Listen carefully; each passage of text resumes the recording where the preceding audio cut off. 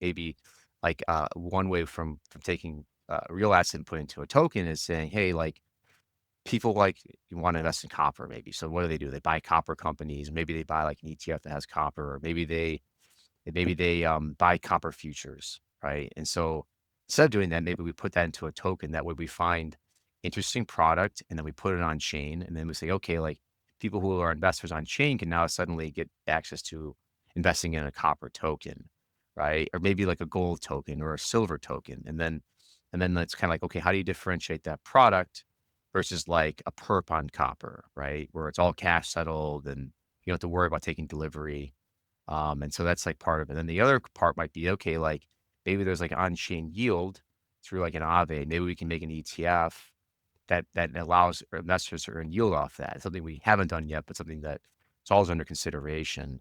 So And that's so, next. well, it's like the problem is it's just like figuring out how to make money off of it, right?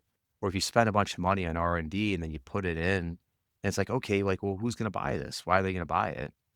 And so like that's like all the ideas are just kind of floating and it takes us to put them together and then say, okay, we know who's going to buy this, or we have a good idea, and then they'll invest in it. And so like that's kind of like one of the issues. And then for tokenization though, like you can also tokenize not just like, typical things like money market funds or bonds. You can tokenize like wine. So like something we discussed before is going to like a large wine cellar and then, having someone verify it exists and having a good disclosure regime and saying, hey, like we could put this into an ETF or we can put this into a token, but that'd be kind of interesting, right?